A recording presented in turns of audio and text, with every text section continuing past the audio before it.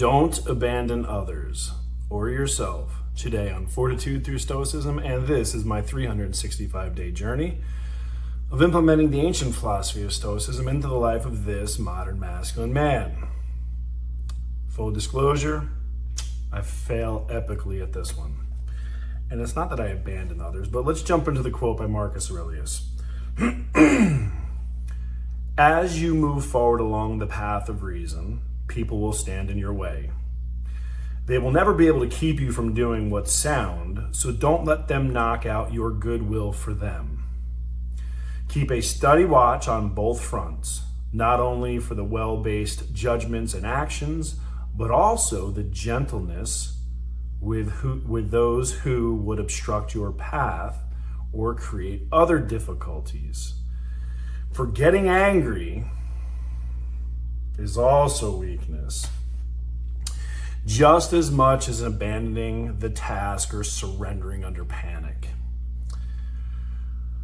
For doing either is equal desertion, the one by shrinking back and the other by estrangement from your family and friends. Ow, Marcus. Ouch. This one hurts. Okay, let's see what Ryan Holiday has to say here, because this is a tough pill to swallow, and I'll jump in a minute. As we begin to make progress in our lives, we encounter the limitations of people around us. It's like a diet. When everyone else is eating unhealthy, there is a kind of natural alignment. That's when you see like a fat family, they're all fat. But if a person starts eating healthy, suddenly there's opposing agendas. Now there's an argument about what's going to happen for dinner. Just as you must not abandon your new path simply because other people have a problem with it, you must not abandon those folks either. Yikes. Don't simply write them off or leave them in the dust. Ouch, Ryan. Don't get mad. Okay, this is bullshit. After all, they're at the same place you were not long ago. Not a truth. Definitely not a truth. This one's hard for me. I am prone, my one emotion is anger. I get frustrated at the world. Stupid people bother me. People that aren't self-aware and they encroach upon others' freedoms because of it. I know. This is why I'm doing Stoicism, to let that shit go. Don't abandon others. Ouch. So I use a metaphor. My life is like a freight train. My destination is known. I've got a life plan. I got that shit mapped out. I got a visual. I got drawings, pictures. I can show you exactly where my train is going. So those train tracks, they're laid. This isn't a vehicle where we can just no, I'm going this direction. And I always say, anyone can get on my train and go with me. But it keeps moving. If you get off, we don't turn around. We don't slow down. We keep moving. Perhaps this is why they call me the juggernaut at work. Odd correlation. But that's the truth. So when Marcus Aurelius, Roman emperor, ouch, says that we shouldn't leave others in the dust, actually Ryan Holiday, it's hard for me because I know that my responsibility, my life purpose is to rise the tide around me, to raise all boats. Okay?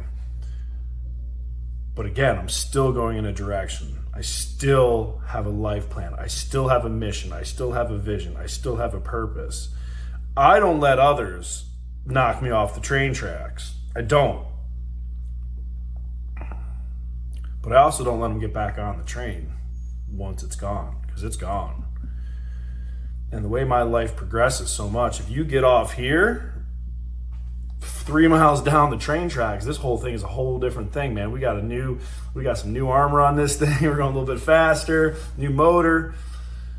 But that's the truth. I do like what I do like what Marcus says here, though. He says, don't let others' gentleness with whom would obstruct our path or create other difficulties. That's right.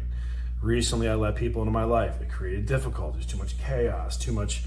And again, it was my gentleness, because I wanted to help people, and it was a romantic situation. So that's on me. And it was a good lesson. Very, very good lesson. One, I went against my cardinal rule, and that's having any type of romantic engagement with someone who is the color code blue. Epic fail every time. And it always ends up not good. Because those are the only people, blues are the only people that have a way to press that anger button on me. So unfortunately, Marcus Aurelius, for me to be the best man I can be, I have my limitations. I can do all the stoicism in the world. I'm still human. I'm still made of energy and atoms and particles, and I attract to some and I repel with others. So yeah, unfortunately, I have to shrink back from some of those people, even if they are family and friends. Now listen, I've said this 100 times. We got one shot at this motherfucker. One shot, one go. There is no respawns, reset. Hey man, if you're a Buddhist and you believe in reincarnation, I want to come back as a woman's bike seat. I don't know. I want to come back as a dog. Dogs literally have the best life ever. But let's just assume that when we die, our energy dissipates into the universe like, all other atoms and energy. Just for a second, take God out of the equation. That means that we have a start and a finish. And the in-between is what matters the most. That's why in Stoicism they said your number one job is to be a good human, a good person. In the same vein, I don't know how I can be a good person if I'm living as a redacted version of myself for others. So, this is what I call love from a distance. There are a lot of people in my life that I love very, very deeply from a very, very, very far distance.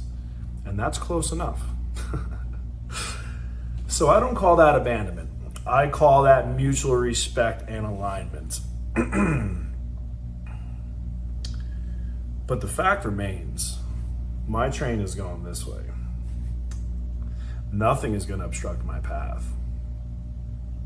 Just ram through that shit. Get a good head of steam. It's just what it is. And now I'm wise enough to know that someone that could obstruct my path enough, I won't let anywhere in my life. No more blues. And on that, I'm going to the zoo. Have a great day.